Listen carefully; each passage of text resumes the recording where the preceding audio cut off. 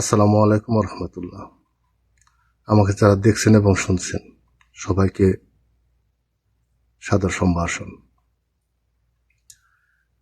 আজকে দেখলাম বাসাইল সখীপুরের দুইজন প্রার্থী, এমপি প্রার্থী সাংবাদিকদের কাছে বঙ্গবীর কেন নির্বাচন করবে না সেটা ব্যাখ্যা করলেন। যার যার ব্যাখ্যা শেষে করতেই পারে, যার যার মনোমস্তিষ্কে যতটুকু কাজ করে তার ব্যাখ্যার ততটুকুই হবে, এটাই স্বাভাবিক। বঙ্গবীর তার প্রেস বিজ্ঞপ্তিতে স্পষ্ট করে বলেছেন কেন তিনি নির্বাচনে যাবেন না, কেন তিনি নির্বাচনে যাচ্ছেন না। তারপরে ওইটা নিয়ে আলোচনা হতে পারে, সমালোচনা হতেই পারে, কিন্তু ভুল ব্যাখ্যা কোনো মতেই কাম্য নয়।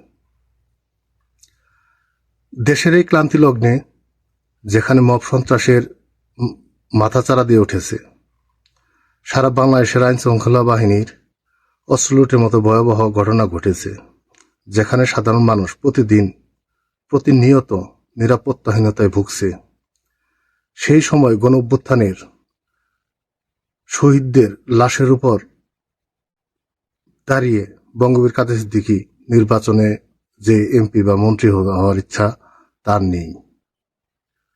তিনি ক্ষমতার রাজনীতি কখনোই করেননি। তিনি সবসময় জনগণের রাজনীতি করার চেষ্টা করেছেন এবং জনগণের রাজনীতি করেন। সে যদি চাইতেন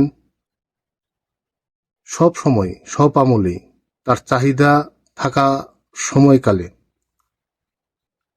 এরশাদ আমলেই বলেন, বিএনপি আমলেই বলেন, আওয়ামী লীগ আমলে বলেন, সে এমপি তো দূরের কথা, মন্ত্রী বা আরো বড় কিছু ইচ্ছে করলে চাইলে সে হতে পারতেন, কিন্তু সে সেটা চায়নি। তিনি কখনোই জনগণের বাইরে যে জনগণের আকাঙ্ক্ষার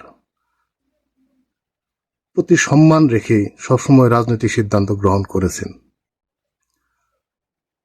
এটি একটি স্পষ্ট প্রতিবাদ বলতেও আমরা বলতে পারি। অন্যায়, অস্থিতিশীলতা আর জনগণের নিরাপত্তাহীনতার বিরুদ্ধে ইতিহাসের সাক্ষী স্বরূপ এটি হয়ে থাকবে। বঙ্গবীর আপোষ করেননি, জনগণের পক্ষেই তিনি। তার সিদ্ধান্তটা আসলেও আমরা যতটুকু বুঝলাম, যতটুকু রিড করার চেষ্টা করলাম, যতটুকু বুঝতে চেষ্টা করলাম, সম্পূর্ণটাই জনগণের পক্ষেই সে এই মতটা দিয়েছেন এবং নির্বাচন থেকে সরে এসেছেন। সবাইকে আমার কথাগুলো শোনার জন্য ধন্যবাদ।